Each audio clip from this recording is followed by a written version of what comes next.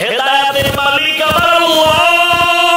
ওরে আবু জাহাল 13 বছর আমার মায়ের নবীকে দেখিয়াও বয়ান শুনিয়াও কালেমা পড়ে না, আর ওমরের মতো বান্দা 27 বছর বয়সে নবীরে জবাই করতে গিয়ে কালেমাওয়ালা হয়ে গেল। এমন আল্লাহর ভয়, আমি যেই রাসূলের পায়া, যেই রাসূলের মুহাব্বত ছাড়া এক সেকেন্ড আমি বাঁচতে পারতাম না, মায়ার নবীও আমাকে ছাড়া কোথাও যাইতেন না। একবার সে আবু বকর আর একবার সে ওমর। পরামর্শ আমার ছাড়া ওমর আবু বকর ছাড়া করতেন না। ওই নবীরে ছাড়া আমি কবরে গিয়ে থাকবো কিভাবে? যখন ওমর এই কথা বলি আব্দুল্লাহকে পাঠায়, আব্দুল্লাহ গিয়ে আম্মা জান আয়েশার কাছে যখন বলতেছেন, আম্মা জান শুইনা চিন্তায় পড়ে গেলেন। আম্মা জান বলে, আব্দুল্লাহ তোমার বাবারে জানায় দাও, আমি একটু চিন্তা করে বলবো। যখন এই কথা বলিয়া দিল, ওমর পেরেশান হয়ে গেলেন। যদি সুসংবাদটা পাইতাম কলিজা ঠান্ডা হয়ে যাইত। এবার ওমর এই চিন্তা করে আল্লাহর কাছে দোয়া করেন। একদিন ওমর মসজিদে নববীতে ফজরের ইমামতিতে দাঁড়াইলেন। দুশমন নামাজের ভিতরে পায়ের উপরে আঘাত করলো, ওমর পড়ে গেলেন। ওই দিনটাও ছিল মুহররম মাসের 1 তারিখ। ওমর পড়ে গেছে, রক্তক্ষরণ হচ্ছে। হঠাৎ সবাই ধরাধরি করলো, নামাজ শেষ করতে না পেরে ওমরের টেনে পেছনে আনলো। ওমর বলতেছে, আব্দুল্লাহকে বাবা, আমার বোধহয় বিদায়ের সময় আসছে। আমার আঘাতটা কি মুমিনে করছে না বেঈমান? নাম যখন কইছে আলহামদুলিল্লাহ, আমি তো চাইছিলাম শহীদি মরণ। আম্মা জানের কাছে বিদায় বেলা আরেকবার যাও। আম্মা জান তো আমাকে ওয়াদা দেয় নাই, এখন বিদায় বেলা জিজ্ঞাসা করু আমার দাফনটা কি মায়ার রাসূলের কাছে হবে নাকি? আব্দুল্লাহ দৌড়ায় চলে গেলেন আম্মা জান আয়েশার কাছে। আম্মা জানকে যখন বললেন, আম্মা জান চোখের পানি ছাড়িয়া বলে, যাও আব্দুল্লাহ যাও, আমি প্রয়োজনের ভিন্ন ভাবে জায়গায় যাব, আমার দাফন এখানে না হলে অন্য জায়গায় হবে। ওমর শুনে খুশি মনে কালেমা পড়ে দুনিয়া থেকে চলে গেলেন। আম্মা জান চেহারা ঠাইকা, মাথা ঠাইকা রুমের মধ্যে ঢুকে না বের হন। কি ব্যাপার? একজনে জিজ্ঞাসা করে, আপনি এমন কেন তো করেন, আগে করেন নাই? এখন তো ওমর, আমার তো একটু পর্দার দিকে নজর বেড়ে গেছে। এতদিন আব্বা ছিল, টেনশন ছিল না, রহমতের নবী ছিল, কোনো পেরেশানি ছিল না। এখন তো আমার তো একটু পর্দার খেয়াল পেয়ে গেছি। ও পর্দার আম্মা, ও মা, এতক্ষণ আপনাদের সন্তানদের যত বয়ান শুনাইলাম, আপনার সন্তান ডাক্তার হবে, ইঞ্জিনিয়ার হবে, প্রফেসর হবে। আল্লাহর কসম মা, আপনার আদর্শ ভালো না থাকলে কোনদিন ভালো সন্তান হতে পারবে না। ওয়ালাকাদ জাআলনা লিজাহান্নামা কাসীরাম মিনাল জিন্নি ওয়াল ইনস লাহুম কুলুবুন লা ইয়াফকাহুনা বিহা ولهم أعين لا يبصرون بها ولهم آذان لا يسمعون بها أولئك كالأنعام بل هم أضل أولئك هم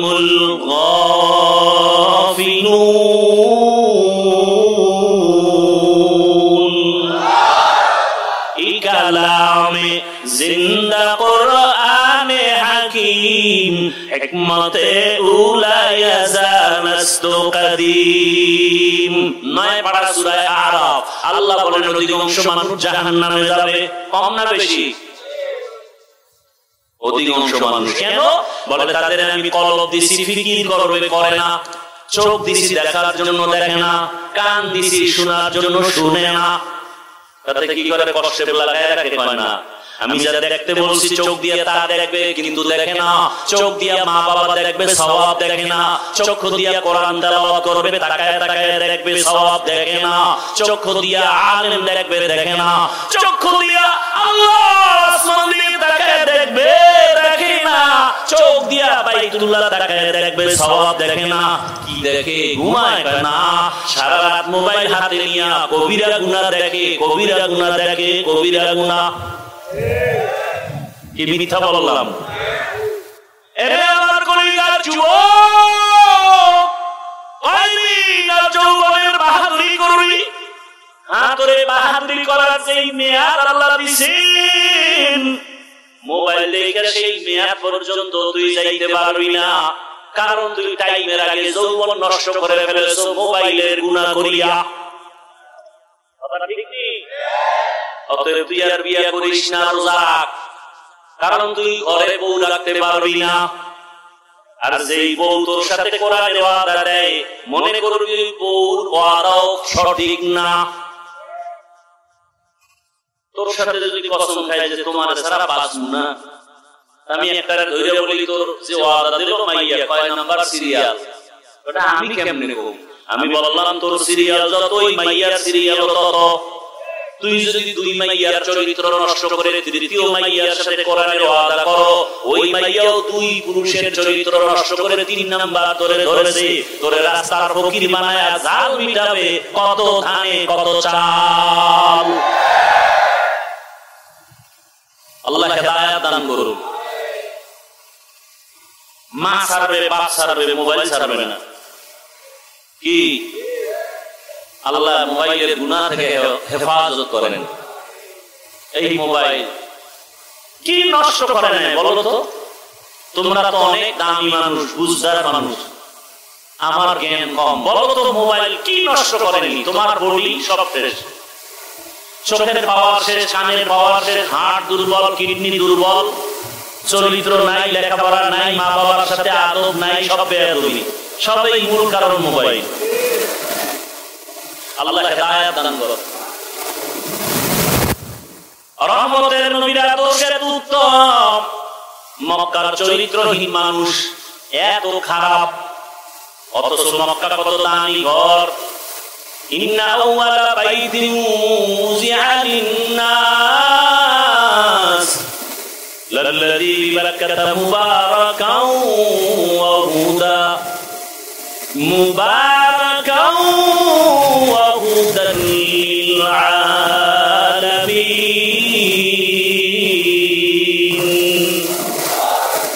এমন একটা দামি ঘর যে তাকাইয়ে, প্রথম তাকাইয়ে যা আল্লাহর কাছে চাইবে সাথে সাথে কবুল।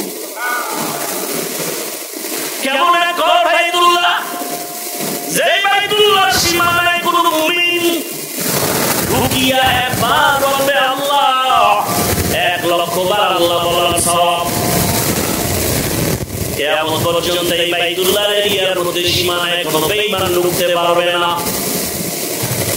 আল্লাহ বাইতুল্লাহ জায়গার শপথ করে বলে দিয়েছেন, ওয়াত-তিনি ওয়াজ-যাইতুনি ওয়া তুরি সিনিন ওয়া হাযাল বালাদিল আমিন। এত সুন্দর দামি ঘর, সেই ঘরের পাশের মানুষগুলো কেন এত খারাপ? আপনাদের এলাকায় মসজিদ আছে না? কষ্ট হয়? কষ্ট তো আমার হয়। মসজিদের পাশের মানুষ যত অন্যায় করবে, অন্যদের তুলনায় বাহিরের মানুষের থেকে কি বেশি করবে না কম? কেন? মসজিদ একটা সম্মান করে, কথা ঠিক? তাহলে দুনিয়ার অন্য জায়গার মানুষ খারাপ হবে, মক্কার পাশের গুলো এত খারাপ কেন? নাম্বার 2, আপনাদের এলাকার কোথাও মদের আড্ডা চলে, জুয়ার আড্ডা চলে? আমি তো জানি না, বুঝাবার জন্য বলি। যদি চলে তো কপাল ভালো। কোন দিকটা ভালো? রাত যদি না থাকে, আলোর মর্যাদা বুঝে আসে না। বাতিল যদি না থাকে, হকের পরিচয় আসে না। এজন্য হক বাতিলের দ্বন্দ্ব আদম আর শয়তান দিয়ে আল্লাহ লাগাই দিলেন। কিয়ামত পর্যন্ত লড়াই চলবে, লড়াই করে হক বাতিলের দ্বন্দ্বের বিজয়ের পথে আগায় যাও। তোমাদের আড্ডা চলে, কিছু ঈমানওয়ালা হালকা যারা মাঝে মাঝে নামাজ পড়ে, মাঝে মাঝে পড়ে না, এরা ঈশা আলেম ওলামারে ডাক দিয়ে কয়, শুনছেন নি এলাকায় মদের আড্ডা চলে, বন্ধ করতে হবে। এলাকার যে বড় হুজুর সে বলবে তোরা বল, আমি যাই। বলবে যদি যাইতেও চায় সবাই বলবো না না না আপনি যাইয়েন না, ওখানে পরিবেশ হয় নাই। এখন যারা হালকা ইমানওয়ালা ওরা কয় আমরা আগে গিয়ে দেখি ওখানে কি হালাত, পরে হুজুর নিমু। ঠিক তেমনি ভাবে মক্কার মানুষ এত খারাপ, এই খারাপ পরিবেশে স্বাভাবিক কোন মুমিন আসবেন, কিন্তু পৃথিবীর শ্রেষ্ঠ রহমতের নবীকে আল্লাহ এত খারাপ মানুষের মাঝে পাঠালেন কেন? প্রশ্ন বুঝলেননি? জবাব দিব না, সংক্ষিপ্ত আকারে একটু ইশারা দান বলবো। রোগী যত বড় ডাক্তার তত বড়, রোগী যত বড় ডাক্তার তত বড়। কেমন ডাক্তার? এমন একজন ডাক্তার আমার রহমতের নবী, কিয়ামত পর্যন্ত উম্মতের চিকিৎসার জন্য আর কোনো ডাক্তারের প্রয়োজন হবে না। আর প্রয়োজন তাহলে এত মাযহাব কেন, এত ইমাম কেন, পীর মাশায়েখ কেন, আলেম ওলামা কেন? বলে এগো শুধু কাম হলো রহমতের নবীর প্রেসক্রিপশনটা উম্মতের বুঝায় দিবে, টাইম মতো যেন ঔষধ সেবন করে উম্মত, এরা বুঝাই দিবে। 5 বেলার নামাজ পড়ো, আমল নামায় গুনাহ থাকবে না, মা বাবার থেকে দোয়া নাও, শিক্ষকের দোয়া নিয়ে চলো, আলেমের নেক নজর নিয়ে চলো। এর নবীর উম্মতের দল রহমতের নবীর উত্তম আদর্শ নিয়ে যখন আসলেন, আসা মাত্রই পরিবর্তন শুরু হয়ে গেল। আম্মা জান আমেনা বলেন, আমার চোখের সামনে এত আলো দেখলাম যে পারস্যের ওই কিসরার প্রাসাদগুলো আমার সামনে ভেসে উঠলো। বহু দূরের প্রাসাদ, 1000 বছরের প্রজ্বলিত আগুন নিভিয়ে গেল। দুনিয়ার বাচ্চারা, মহিলারা বাচ্চা প্রসব করলে রক্ত যায়, কত কষ্ট। আমার রহমতের নবী আছেন, আমি এমন কিছু অনুভব করতে পারি নাই, আমার পেটে ব্যথাও নাই, মাথা ব্যথাও নাই। দুনিয়ার বাচ্চা আসলে খতনা করা অবস্থায় আসে না, আমার বাচ্চা মুহাম্মদ খতনা করা অবস্থায় আসে। দুনিয়ার বাচ্চা এসে কান্দে, আর আমার রহমতের নবী দুনিয়াতে আসা মাত্র আল্লাহর শুকর আদায় করেছেন। রহমতের নবী আসিয়া এখন সবার সাথে মহব্বতের আলোচনা। রহমতের নবী জীবনে একটা মিথ্যা কথা বলেন নাই, একটা গালি দেন নাই। হাজারো গালি নবী শুনছেন, একটা গালির জবাবও দেন নাই। আর আশ্চর্যের বিষয়, নবী কোনদিন চোখ দুটো গরম করে কারো দিকে তাকান নাই। নবী যদি গরম চোখে তাকায় ওই জায়গায় পুড়িয়ে যাবে, কারণ রাসূলের চোখ মোবারকে তো এই পাওয়া। নবী চোখ গরম করে তাকান নাই, নবীদের গালি দেয়, নবী হাসেন, জবাব তো দূরের কথা। আর এই ব্যবহারে বড় বড় বেঈমান কাফেরগুলো কালিমাওয়ালা হয়ে গেল। দেখছেন এত খারাপ মানুষ, এখন তারা ভালো আবার কেমন ভালো। আল্লাহ বলেন, জিবরাইল যাও রহমতের নবীর টিকিট দিয়ে দাও, স্লিপ দিয়ে দাও, লিস্টি আছে, নাম আছে। এই লিস্টির মধ্যে যত নাম আছে এরা বিনা হিসাবে জান্নাতি। জানা থাকলে বলেন তো কয়জনের নাম? প্রথম জনকে বলেন, দ্বিতীয়কে বলেন, বলেন না, তৃতীয়, চতুর্থ, একজন কেমন ব্যক্তি? আবু বকরের বয়ান যদি করতে থাকি সারা রাত চলে যাবে। কে সে আবু বকর? হিজরতের সাথী, রহমতের নবী চোখের পানি ছেড়ে কাঁদেন,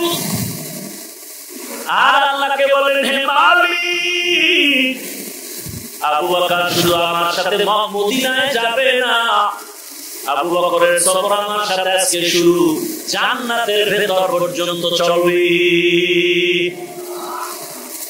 আবু বকরকে জানেননি?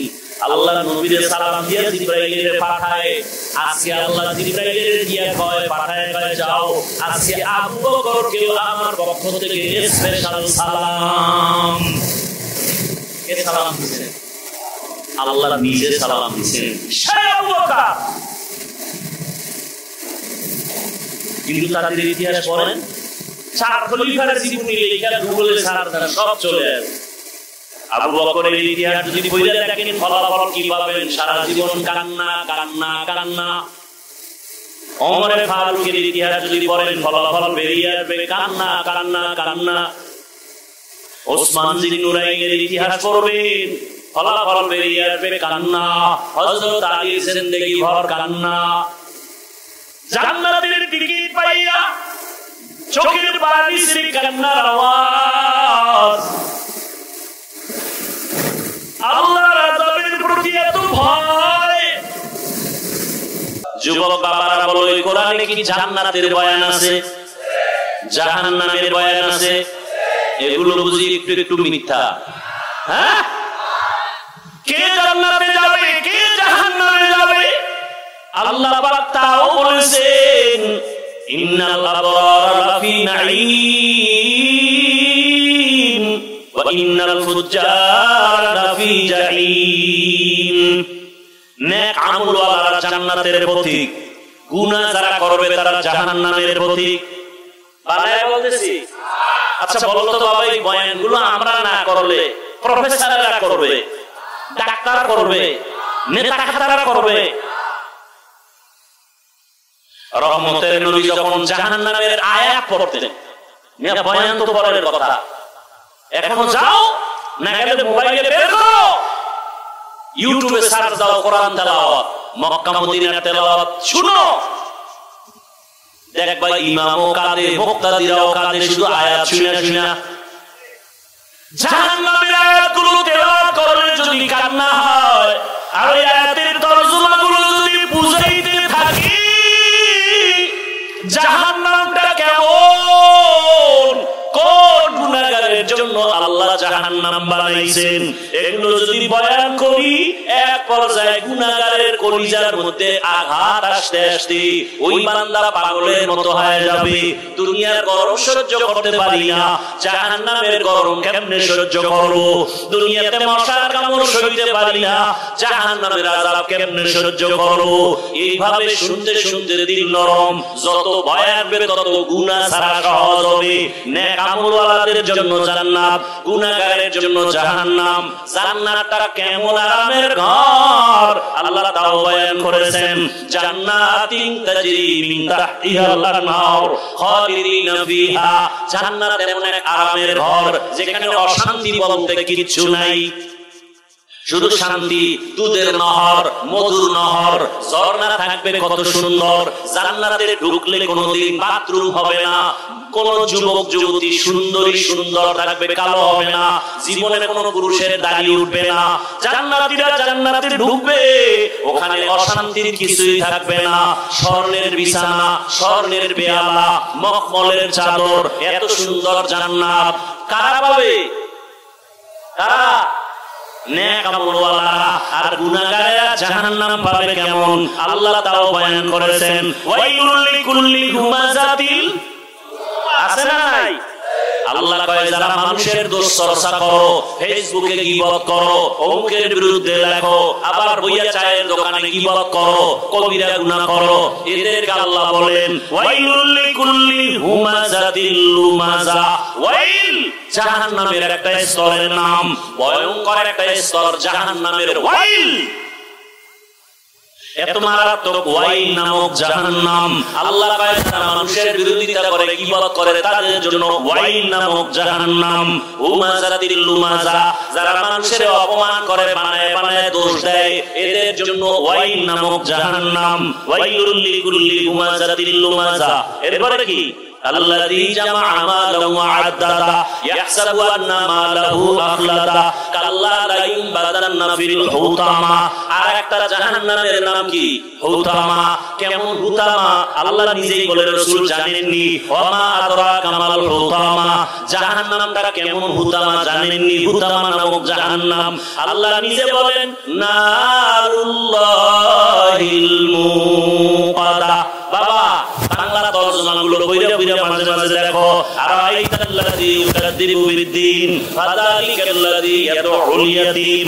আবার একদিন সময় পাইলে এরকম ছোট ছোট জাহান্নামের আয়াতের সূরাগুলোর তরজমা পড়ো। আল কারিআতু মাল কারিআ ওয়া মা আদরাকা মাল কারিআ। আছে না নাই? আবার একদিন সময় পাইলে আর একটা সূরার তরজমা পড়ো, আল্লাহুমুত তাকাসুরু হাত্তা যুরতুমুল মাকাবির। আর একদিন সময় পাইলে আবার একটা ছোট সূরার তরজমা পড়ো বাংলায়, কেনা লাগবে না, মোবাইলে পড়ো, ইযা জুলজিলাতিল আরদু জিল। এগুলো যদি পড়ো দেখবা জাহান্নামের ভয় একদিন যদি অন্তরে আসে, তোমার মরিয়া গেল গুনাহ করতে মনে চাইবে না। দেখো না ঢাকা কলেজের ছাত্র, মাথায় পাগড়ি, মুখে দাড়ি, বড় লম্বা জামা পরিয়া কলেজে ক্লাস করে, মনে হয় যেন মসজিদের খতিব, আসলে আরবিও পড়তে পারে না। ও যুবক বাবা, তুমি কেমনে যাও কলেজে? এভাবেই যাই। এই সূরা কেন বলে? উলামায়ে কেরামের নেক নজর রাখছে, আল্লাহর রহমত আমার উপরে আছে। কলেজে কি মেয়ের ছেলে নায়িকা আছে? তোমার কি ডিস্টার্ব হয় না? পায় না? মাঝে মাঝে তোমার বন্ধু বান্ধবীরা কি আড্ডা কানায় ডাকে না? করে ডাকে। তখন তুমি কি করো? আমি ইস্তেগফারের আমল করি। তখন আল্লাহ রাস্তা খুলে দেয় কি? আমার ক্লাসের মেয়েরা ওরাই আমার পক্ষে বলে ছেলেদেরকে, ও আল্লাহর লাইনে আছে, ওরে ডিস্টার্ব করিস না, আমরা চল।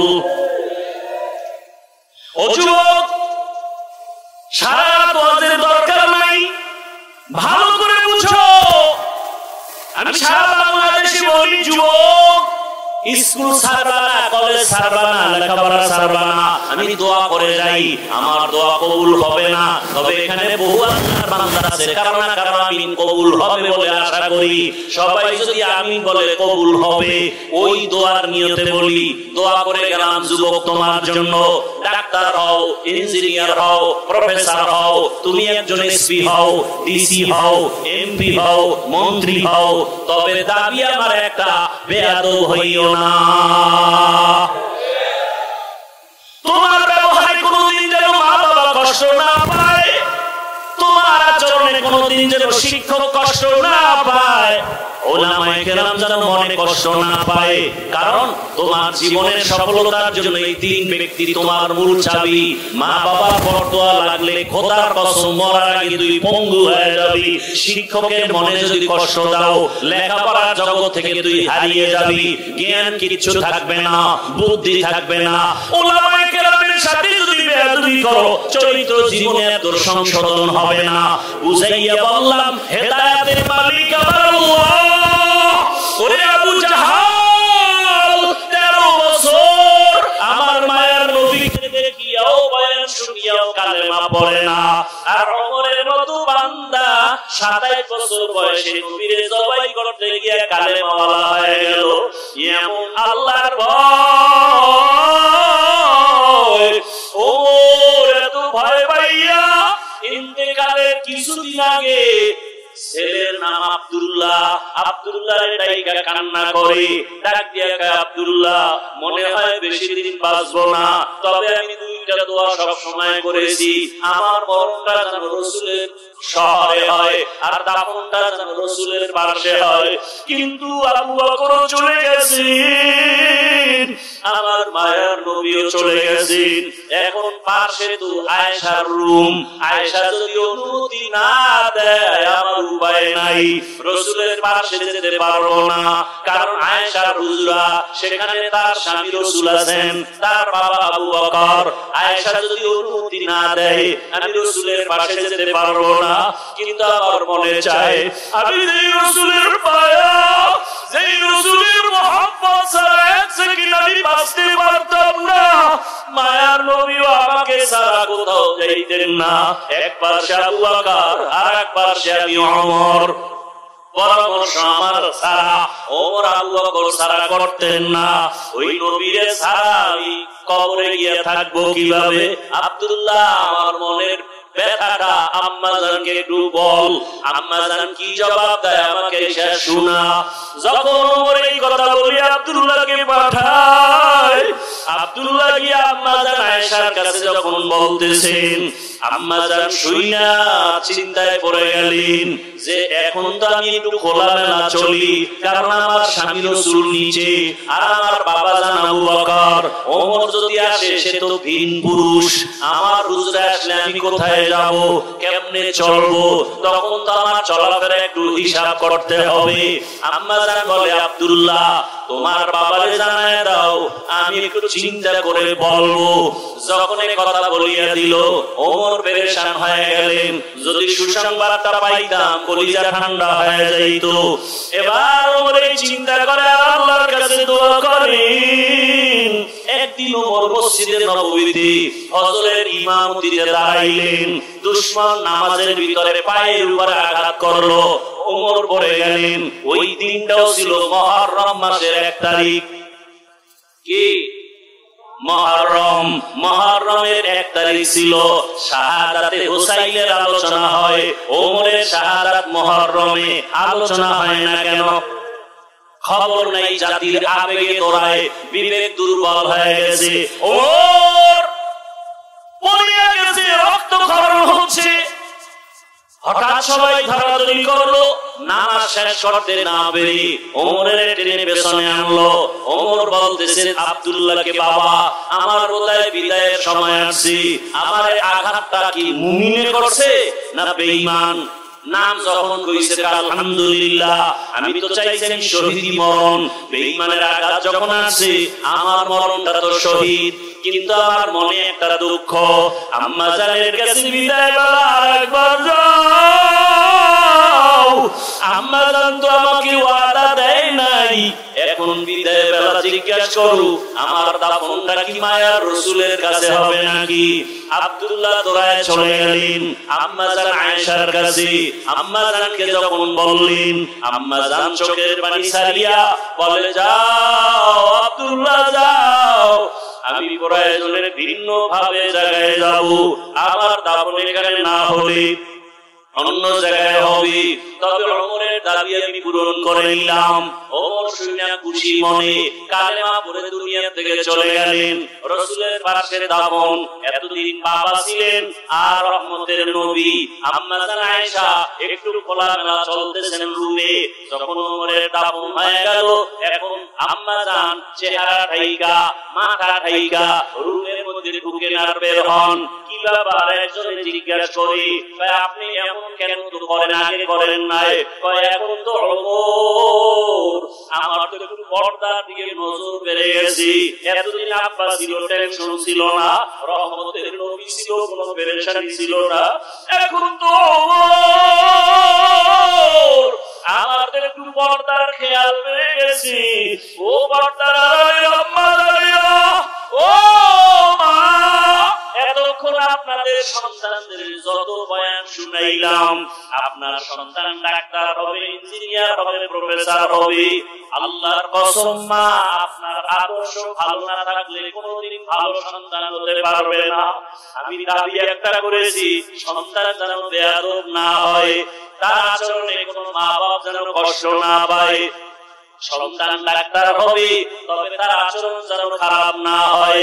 সন্তানের আচরণে আলেম ওলামা যেন কষ্ট না পায়, শিক্ষকেরা যেন কষ্ট না পায়। এমন যদি সন্তান ইঞ্জিনিয়ার হতে হয়, এমন ভাবে আদবওয়ালা ডাক্তার যদি হতে হয়, মায়ের আদর্শ ভালো না হলে সম্ভব না।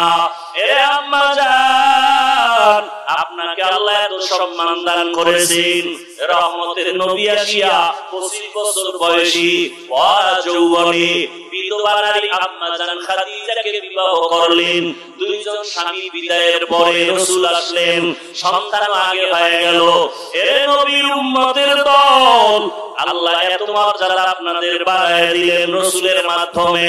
এর আম্মা জান, আপনারা নবীদের মায়ের মতো এত দামি, সাহাবায়ে কেরামদের মায়ের মতো আপনারা, আম্মা জান আয়েশার মতোই নারী, ফাতেমা রাদিয়াল্লাহু আনহার মতো নারী, আপনারা তো আলেম ওলামা হাফেজ কোরআনের মায়ের মতোই দামি।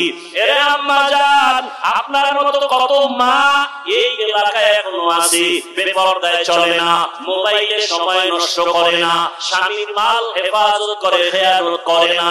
আম্মা জানেরা, আপনারা কেন পারবেন না?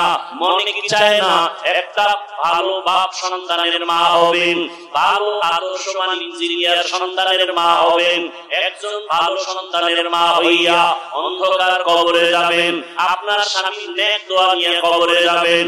আপনার ব্যাপারে কেউ যেন খারাপ বলতে না পারে যে মহিলাটা স্বামীর সাথে ভালো আচরণ করে নাই, মহিলাটা মোবাইলে সময় নষ্ট করেছে, এমন কথা যেন বলতে না পারে।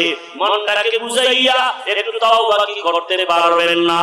মনের বুঝায় বলবেন, রে মন, আমার স্বামীর মাল আমি হেফাজত করব, স্বামী চলিয়ে গেলে সম্পদ তো আমারই হবে।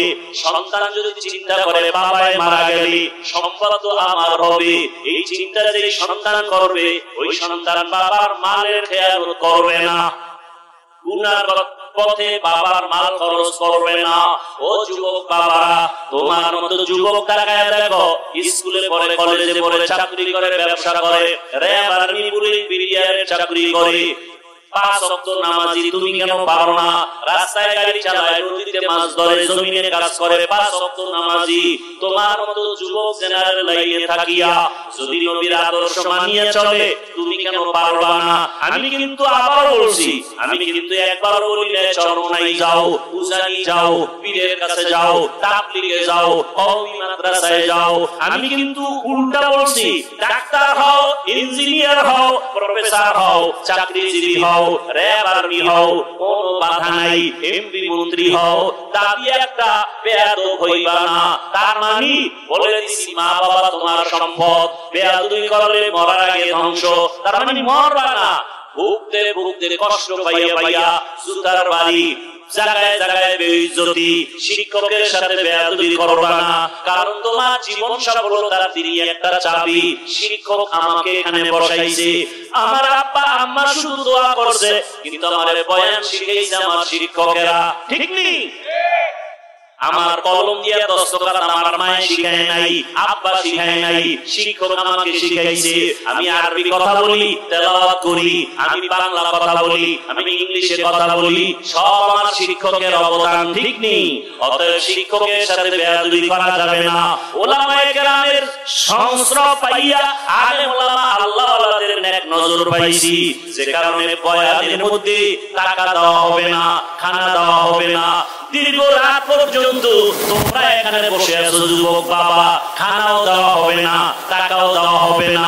এরপর কেন বসে আছো? আমি হাফিজুর রহমানের তো কোনো ইলম নাই, কোনো আমল নাই, কোনো ডিগ্রি নাই, বাবা বড় কষ্ট করে লেখাপড়া করছি, এরপর তোমরা কেন বসে আছো জানি না। আমার মনে হয় আল্লাহর খাস ওলিদের ডাক দোয়া, আল্লাহ ওয়ালাদের নেক নজর যত লাগবে, কথার মধ্যে মায়া বাড়বে, আকর্ষণ বাড়বে, আর কিছুই না। ও আল্লাহর বান্দা, জান্নাতের বয়ান শুধু বলছি, দেখাইতে পারি নাই। জাহান্নামের বয়ান শুনাইছি, হাতে ধইরা দেখাইতে পারি নাই। এই হাওয়ার উপরে কথাগুলো শুই না, কেমন যেন তোমার এখন আর মন খারাপ হয়ে গেছে। আরে আমি কি জাহান্নামী হয়ে গেলাম নাকি? না, এত বছর কত নামাজ ছাড়লাম, মোবাইলে কত গুনাহ করলাম, রাত ভর মোবাইলে গুনাহ করেছি, এখন কি আমি জাহান্নামী হয়ে গেলাম? কেমন যেন অনেকের অন্তরে বাড়ি লাগছে। না, আর গুনাহ করব না, নামাজ ছাড়ব না, মা বাবার সাথে বেয়াদবি করব না, শিক্ষকের সাথে বেয়াদবি করব না, উলামায়ে কেরামের দোয়া নিয়া নবীজির আদর্শ মেনে চলব। এই রকম মন অনেকের তৈরি হতে চলছে, মনের মধ্যে ধাক্কা লেগে গেছে। ও বাবারা, আমি শুধু দোয়ার জন্যই বলতেছি, আমার কিছু চাওয়া পাওয়া নাই। ও আল্লাহর বান্দা, কলিজার যুবক, বৃদ্ধ বাবাজিরা, পর্দার মা বোনেরা, এখনো সময় আছে, তওবা করো, মদিনার নবীর আদর্শের মালা গলায় লাগাও, 5 ওয়াক্ত নামাজ পড়ো, মা বাবার দোয়া নাও, আল্লাহর কাছে মনে মনে তওবা করো, কাউকে শোনানোর দরকার নাই। মনে মনে বলো আল্লাহকে, হে আল্লাহ, জীবনে কত দাড়ি কাটলাম, নামাজ ছাড়লাম, বেপরদায় চললাম, পার্কে পার্কে ঘুরলাম, সিনেমা হলে গেলাম, কত চরিত্র নষ্ট করলাম, আজকে থেকে তওবার নিয়ত করলাম, আর গুনাহ করব না, আর বেয়াদবি করব না, স্কুলে পড়লেও আর নামাজ ছাড়ব না, ডাক্তার হব নামাজ ছাড়ব না, ইঞ্জিনিয়ার হব নামাজ ছাড়ব না।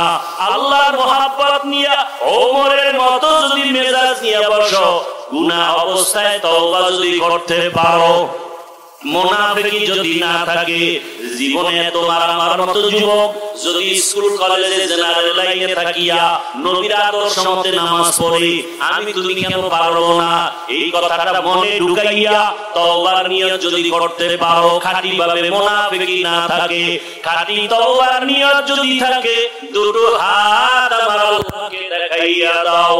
আয় আল্লাহ, হাতগুলো কবুল করে নেন, তওবা কবুল করে নেন, তওবার উপরে মজবুত হইয়া চলার মতো তৌফিক দান করেন, আমিন। আলহামদুলিল্লাহি রাব্বিল আলামিন, والصلاة والسلام على سيد الأنبياء والمرسلين وعلى آله وأصحابه أجمعين يا أرحم الراحمين يا أرحم الراحمين يا أرحم الراحمين رب ارحمهما كما ربياني صغيرا اللهم إنك عفو كريم تحب العفو فاعف عنا اللهم إنا نسألك رضاك আয় আল্লাহ নবীজির সুন্নাত ওয়ালা জিন্দেগি দান করেন, নবীজির রওজা জিয়ারতের জন্য বাইতুল্লাহ জিয়ারতের তৌফিক দান করেন, আয় আল্লাহ নবীর রওজায় গিয়ে সালাম দেওয়ার তৌফিক দান করেন, আমরা যারা গিয়েছি বারবার যাওয়ার তৌফিক দান করেন।